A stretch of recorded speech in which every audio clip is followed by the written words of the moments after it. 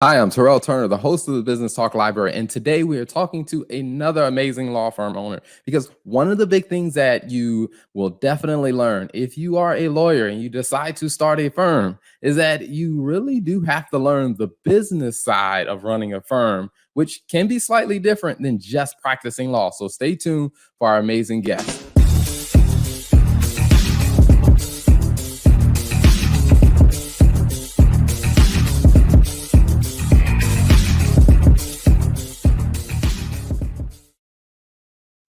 Well, without further ado, let me bring on my amazing guest, Russell Fabriarz. Welcome to the show, Russell. Thanks, Terrell. It's a pleasure to be here with you. Absolutely, absolutely. It's always a pleasure to have you. Now, Russell, before we jump into the details of, your firm and what that journey's been like, can you give Mhm. us a little bit of context on, what is your background and what made you decide to go into law? I've wanted to be a lawyer for longer than I can remember. Uh, I, I I grew up always thinking that I was just going to be a lawyer, and it's funny. I was having this conversation with my dad on the phone yesterday uh, because we were talking about when I decided to go to law school, and sometimes the sad truth is that a lot of people go to law school because they don't know what else to do. You know, I graduated from college with a politics degree and a history degree, and so I really was qualified to do one of two things: either teach or go to law school. Um, and I thought about both of those options, but I ended up going to law school.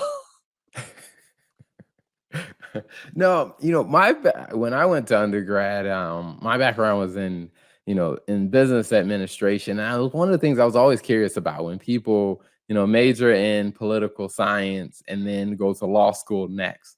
Does political science like does it really prepare you for a law school, or is it just kind of like law school is like a whole new learning and discipline?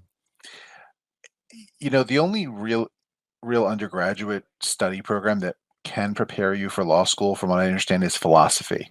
Uh, Being a politics major and a history major just means that I knew a lot about dead things, and I knew a lot about people who like to argue about policy. Uh, but being a philosophy major actually teaches you how to think more analytically, the way that the lawyer typically will do. Gotcha. Gotcha. Okay. So as you got into law school, did that did the nature of law school, I guess when you got there, were you kind of prepared for it? I mean, since you had wanted to be a lawyer as long as you can remember when you got into law school, was it like, did it live up to your expectations? Were you like, hey, I kind of underestimated some of this or Well, there's no way to really know what to expect when you're going to go to law school. And they do the in orientation, they do the proverbial look to your left, look to your right, one of these people won't be here by the time you graduate. And it's actually true. I don't really know exactly what I thought it was going to be, but it's definitely 3 years where you're just going to work and work and work and work, and then you're going to do some more work because it's intense. It's definitely intense. gotcha, gotcha.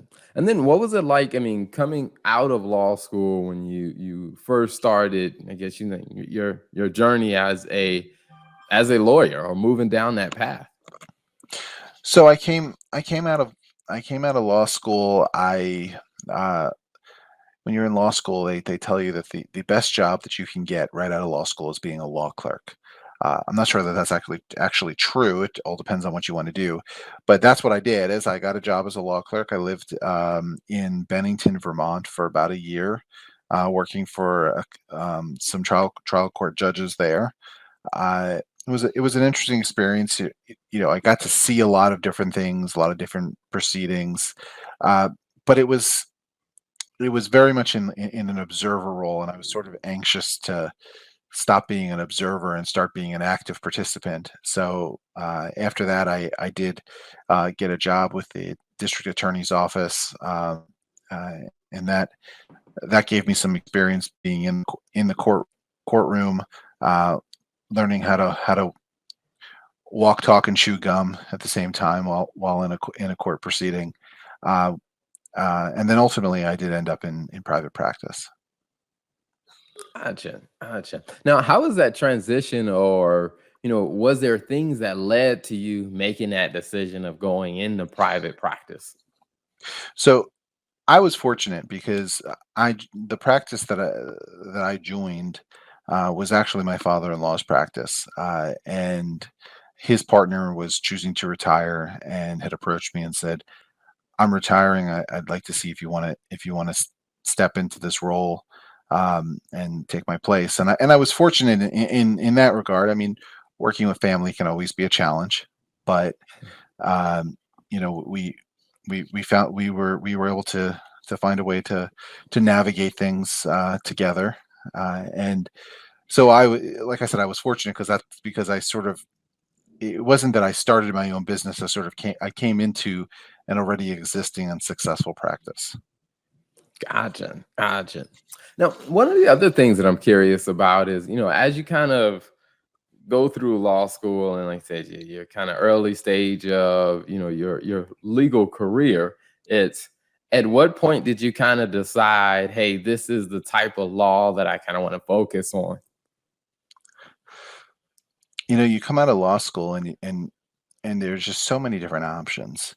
And the one thing when I was in law school, I said I don't want to do is criminal law, and there I was practicing criminal law as a prosecutor. Um, you know, but I always had an interest in estates and estate planning and estate administration.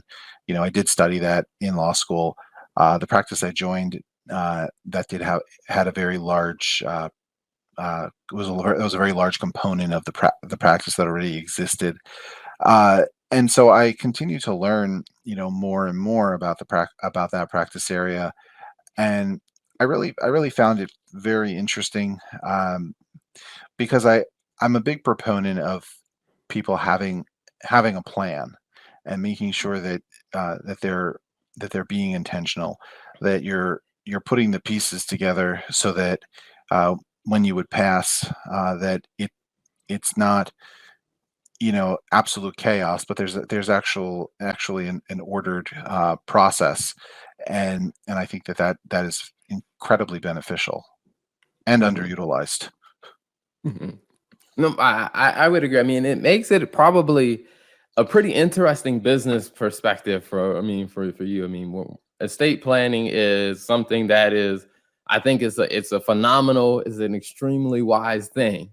I mean, from a business perspective, do you ever feel like you're fighting against the, I guess you'd say, the human need to not want to think about death and then not plan ahead? All the time. That is, I'll never forget early in my practice. I had a client who came in, and I don't remember what she was there for, but I said to her, "Well, while you're here, do you want to prepare a will?" And she said, "Oh, not today, but I'll make sure I do that before I die." And I looked at her and I said, "All right, just give me a call the day before you die, and we'll get it taken care of." Needless to say, I'm fairly certain we did her will that day. Yeah. It's so, when you say it out loud, it's something that sounds funny. I mean, when you say it, because it's like, wow, really, yeah, they're really the logic behind that. It's just like, yeah, it doesn't make as much sense. But I often find that that a lot of people don't like to think about those two, or they don't like to think about death, and they don't like to plan ahead. So as you kind of work through that in your business side, what have you seen people really gravitate to, or how have you been able to help people realize, like, hey, this is a plan to be made, like, let's act on it, let's not delay. I try to talk to people about the fact that it is a plan. Uh, I have found that if we try to break things down into easy, more digestible steps, it's far easier for people to get on board with, because I find that most people, when they get to the end of our process, they'll say, "Well, that was a lot easier than I thought it was going to be," and and I have found, particularly as I've been more intentional with how I approach my business over the last, you know, say 2 years or so, that it's been a lot easier to sort of make that more accessible for people. Gotcha. Gotcha. So what I really want to dive into a little bit more is, what that kind of that the way of thinking, how that kind of changed when you went from, like I said, practicing law to then, like I said, being a partner in a firm to where now you're practicing law, but you also got to think about, the actual business of the firm. So how was that transition for you?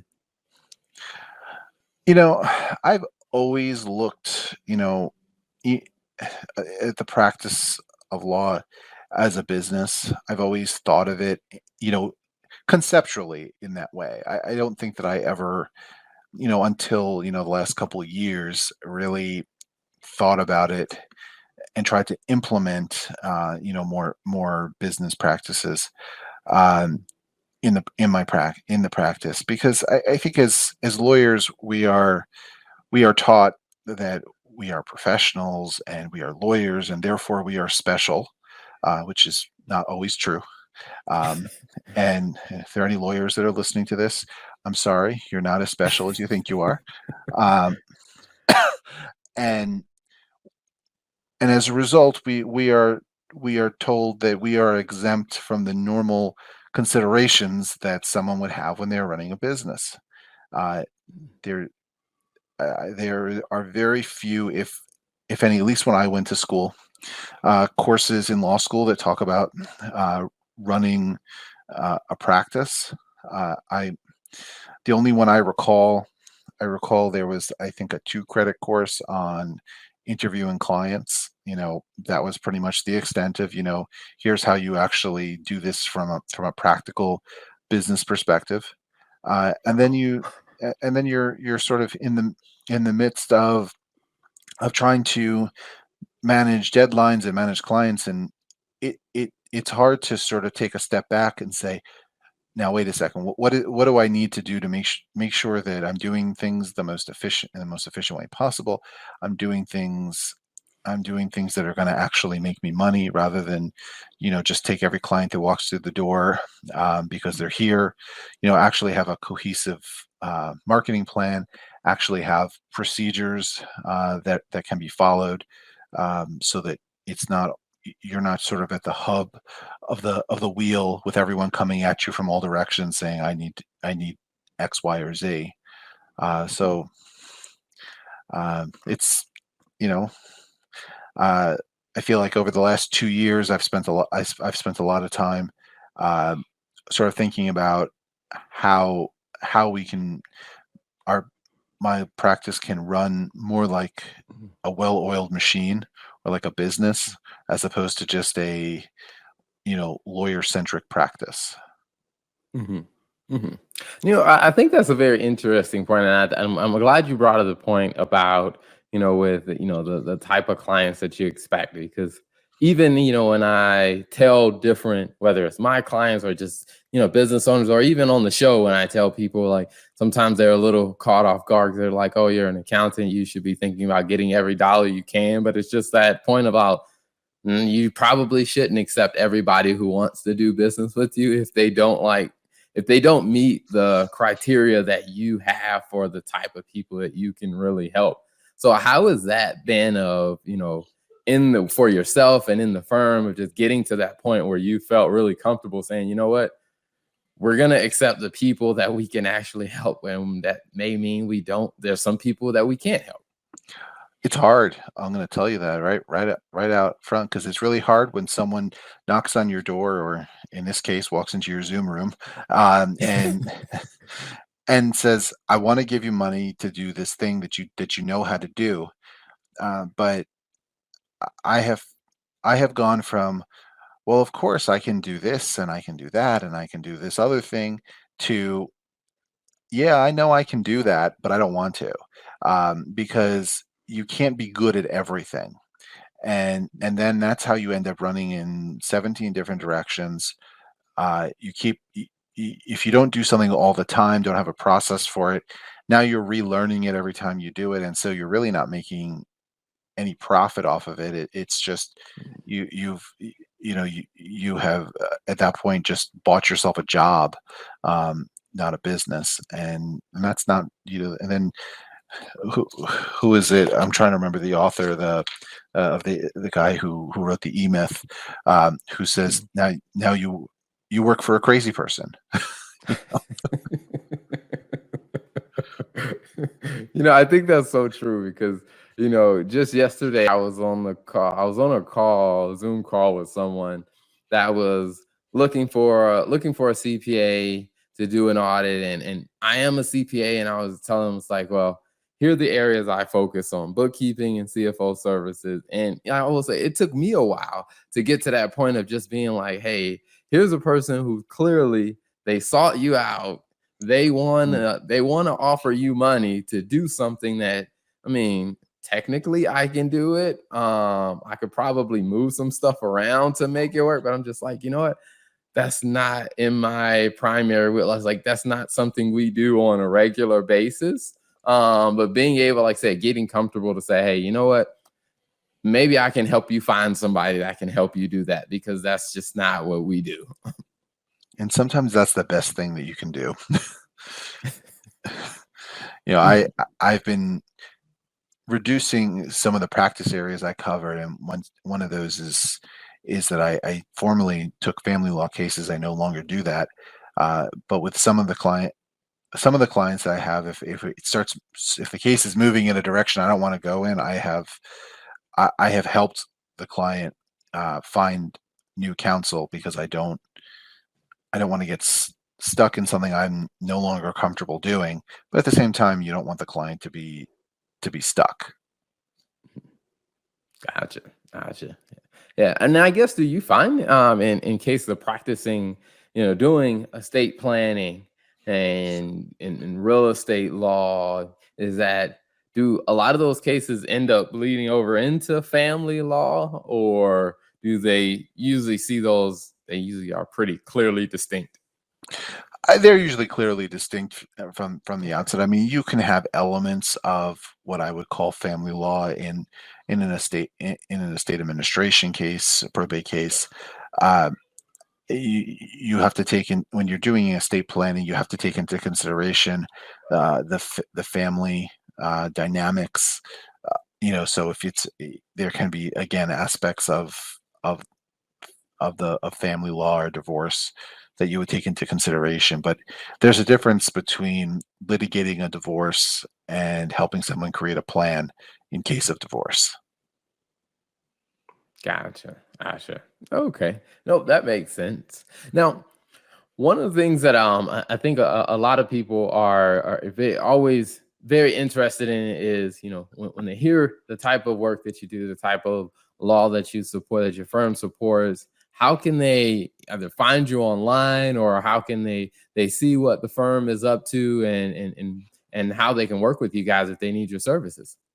Sure. So we have a fairly robust online presence. We do have our website, which is antonavichfarbiars.com. So you can certainly access us there. If you go to contact us, that will actually get you directly into our CRM. So unfortunately for you, maybe you'll start getting some emails and some text messages about us. We also do have a Facebook page and an Instagram page that are fairly active, so you can find us both on Facebook and Instagram. And I also am on LinkedIn. Awesome. I love it. I love it. Well, before we wrap up, one of the questions that I always love asking every guest that comes on is, when you think about, kind of where you've been from your career and your background to where you are now with your firm, what's two pieces of wisdom that you would share with other law firm owners? And it could be a reiteration of something else that you've already said. So be intentional and ask for help. I have found, particularly over the last 2 years, that being involved with business coaching programs that are geared towards attorneys has helped me a lot. I've met a lot of like-minded attorneys I now feel like I have a community of people who I can bounce ideas off of. And I call them my advisory board, because if I'm thinking about doing something new, I have, I think there's three, four, maybe five people in this group. And we're all sort of, single owner attorney law firms, where you don't really have a lot of internal people to bounce these ideas off of. We share resources. Um, and I think it's also important, be intentional, figure out what you want to do, and then figure out the way to get there, because otherwise you just end up going here, there, and everywhere, trying to get things done. Awesome. I love it. Well, Russell, thank you for being an amazing guest on the show. It's been a pleasure having you. All right, thanks so much for having me. Thanks for tuning into another episode of the Law and Finance Show, where we talk about the finance and the business side of running a law firm. Now, if you know another law firm, don't be selfish. Make sure you tell them about this show and hit that subscribe button so you get updates whenever we release a new episode.